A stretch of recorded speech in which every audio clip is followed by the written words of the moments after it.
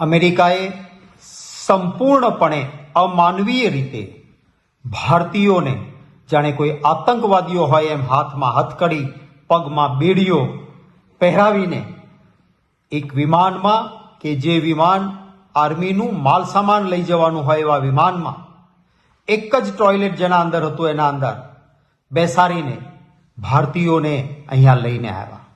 એમાં 33 જેટલા આપણા ગુજરાતીઓ હતા, બહેનો દીકરીઓ પણ એમાં હતી. અને આ અમાનવીય રીતે અમેરિકાએ જે રીતે આપણા ભારતીયો સાથે વ્યવહાર કર્યો એ માત્ર ગણ્યા ગાંઠા આપણા નાગરિકોનું નહીં, ભારત માતાનું અપમાન છે, સમગ્ર દેશનું અપમાન છે. અને આવા પ્રસંગે બધા જ એક થઈને અમેરિકા સામે લાલ આંખ બતાવવાની જરૂર હતી અને આ માટે અપેક્ષા પણ હતી. આજે જ્યારે ભાજપની કેન્દ્ર સરકારના વિદેશ મંત્રી રાજ્યસભામાં નિવેદન આપવા આવવાના હતા ત્યારે અમને એમ હતું કે કડક વલણ લેશે અને વિરોધ પક્ષ પણ એક સૂરમાં ઊભા થઈને એને સહયોગ આપશે.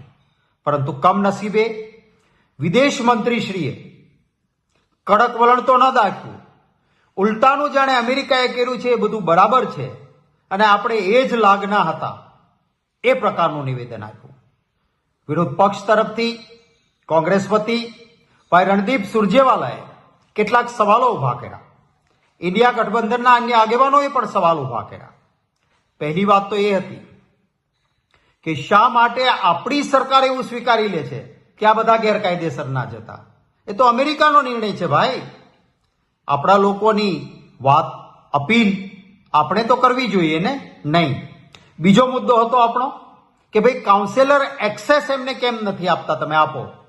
ત્યારે જવાબ શું આપે છે કે વિનંતી આવે આપણા નાગરિકની તો કાઉન્સેલર એક્સેસ આપી શકાય. અરે ભાઈ, આવું નથી. જેને પકડીને એરેસ્ટ કરી લીધા છે અમેરિકાએ ભારતીયોને, એ તમને વિનંતી કરવા ક્યાંથી આવે કે કાઉન્સેલર એક્સેસ આપો? એ તો સામેથી તમારે એને જ્યાં પણ કેદમાં કર્યા હોય, એરેસ્ટ કર્યા હોય, એની સાર સંભાળ લેવાની જવાબદારી આપણી સરકારની. એ તો સરકારે કર્યું નહીં.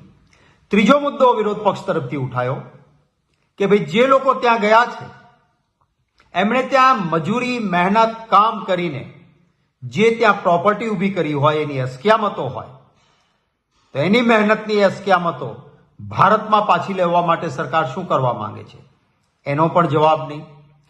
આજ સુધી ક્યારેય હાથમાં હથકડીઓને પેગમાં બેડીઓ પહેરાવીને આપણા ભારતીયોને લાવવામાં નથી આવ્યા. આ સવાલ કર્યો કે આવું ક્યારે ભૂતકાળમાં હતું? એનો જવાબ પણ વિદેશ મંત્રીશ્રીએ નહીં આપ્યો. શા માટે આપણો ગુજરાતી ભાઈ પોતાનું વતન, પોતાની જગ્યા એ છોડીને અમેરિકા કોઈ પણ રીતે જવાનો પ્રયત્ન કરે તો એના માટે જવાબદાર કોણ? અમારો સવાલ હતો રાજ્યસભામાં કે જો તમે ગુજરાત એક વિકસિત રાજ્ય, જેને ભાજપ મોડેલ રાજ્ય કહે છે, ત્યાં તમે રોજગારી આપતા નથી, નાના મોટા ધંધા માટે સુવિધા આપતા નથી, માત્ર ભાજપને ઇલેક્ટોરલ બોન્ડમાં ધન ભંડોળ આપનારા મોટા ઉદ્યોગપતિઓ માલામાલ થાય છે. નાના માણસને રોજગારી નથી, નોકરી કાયમી નથી, આઉટસોર્સિંગ ને ફિક્સ પગારનો ત્રાસ છે, પેપર ફૂટે છે અને એટલા માટે ન છૂટકે ગુજરાતીએ ત્યાં જવું પડે છે. આ વાતનો પણ આજે વિદેશ મંત્રીએ કોઈ પણ પ્રકારનો જવાબ, અમારા સવાલોનો જવાબ રાજ્યસભામાં ના આપ્યો. અને જ્યારે એ પણ કહેવામાં આવ્યું કે શું કામ તમે કોઈ જનાવરને ભરીને લાવે એવી રીતે લાવે એવા વિમાનમાં અમેરિકા મૂકવા આવે? શું આપણી ફરજ નહોતી આપણા દેશની કે એક વિમાનમાં સારી રીતે બેસાડીને અહીંયા લઈને આવવા જોઈએ? એ પણનો જવાબ ના આપ્યો. ત્યારે ન છૂટકે તમામ વિરોધ પક્ષે સરકારનું જે અમેરિકાએ આપણું અપમાન કર્યું છે એની સામે બદલો લેવાની વાત તો એક બાજુ, પણ એને ઘૂંટડીએ પડવાની વાત કરી. ત્યારે જ્યાં સુધી આ પરિસ્થિતિ રહે ત્યાં સુધી રાજ્યસભામાં કેવી રીતે બેસીને માત્ર વાહવાહી સાંભળીએ? માટે તમામ વિરોધ પક્ષે રાજ્યસભામાં આ મુદ્દા પર વોકઆઉટ કરવો પડ્યો હતો. મને બીજું દુઃખ એ વાતનું પણ છે, મેં હમણાં જ ઘરે આવીને ગુજરાતી ટીવી ચેનલો જોઈ તો જે બહેન આટલી યાતના ભોગવીને અમેરિકાથી અહીંયા આવી છે એને ગુજરાતની પોલીસ પાછી બનાસકાંઠાના પોલીસ સ્ટેશનમાં લઈ જાય છે. અરે ભાઈ, શું કામ? એક તો માનસિક એટલી યાતના ભોગવીને કોઈ આપણા ગુજરાતી આવે છે, એને અહીંયા તો કોઈ ગુનો જ નથી કર્યો, આપણા દેશનો ગુજરાતનો કોઈ ગુનો નથી, કોઈ એફઆઈઆર નથી. શા માટે એને તમે પોલીસ સ્ટેશન બોલાવો છો? શું આ રીતનું રાજ ચલાવવાનું છે? મેં ગુજરાતના મુખ્યમંત્રીશ્રીને ટેગ કરીને ટ્વીટ પણ કર્યું કે ભાઈ આ બંધ કરાવો. શા માટે એને પોલીસ સ્ટેશન લઈ જઈને વધારાનો ત્રાસ આપો છો? દુઃખ છે એ વાતનું. ઘણી અપેક્ષા આપણા ગુજરાતી વડાપ્રધાન શ્રી હંમેશા ચૂંટણી સભાઓમાં 56 ઇંચની છાતી, લાલ આંખ, એક માથાના બદલે 10 માથું આવા શબ્દોનો પ્રયોગ કરનાર આપણા વડાપ્રધાન શ્રી છે. ત્યારે આપણા એ ગુજરાતી વડાપ્રધાન શ્રી પાસેથી અપેક્ષા લાલ આંખ કરીને અમેરિકાને કહે કે ન ચલાવી લઈએ આવું. અરે ભાઈ, કોલંબિયા જેવો દેશ, સાવનાનો દેશ છે, એને પોતાના નાગરિકો માટે લાલ આંખ કરીને અમેરિકા સામે સ્ટેન્ડ લીધું. અને બીજી તરફ આપણી સરકાર, એના વિદેશ મંત્રી, ભાજપની સરકારના વિદેશ મંત્રી, એ જાણે અમેરિકાએ કર્યું છે એ બધું બરાબર છે, આવું તો વર્ષોથી હાલ્યા કરે છે.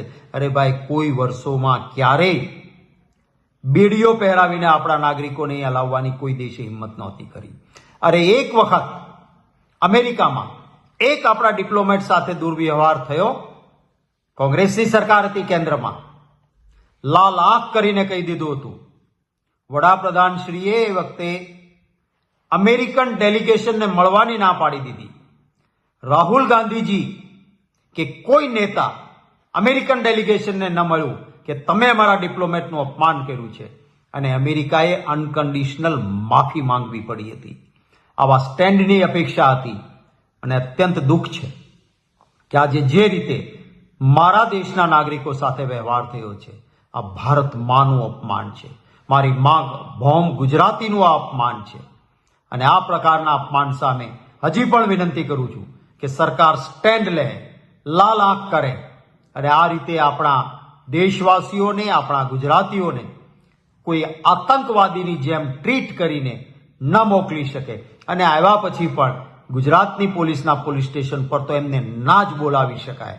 હવે ત્યારે આ રીતે ના આવવા જોઈએ. એમના માટે હવાઈ જહાજની વ્યવસ્થા કરો. કદાચ કોઈને ડિપોર્ટ કરે છે બહારના દેશમાંથી, તો ત્યાંથી એને સન્માનભેર પાછા લાવે સરકાર, એવી પણ આજે અમે માંગણી કરી છે.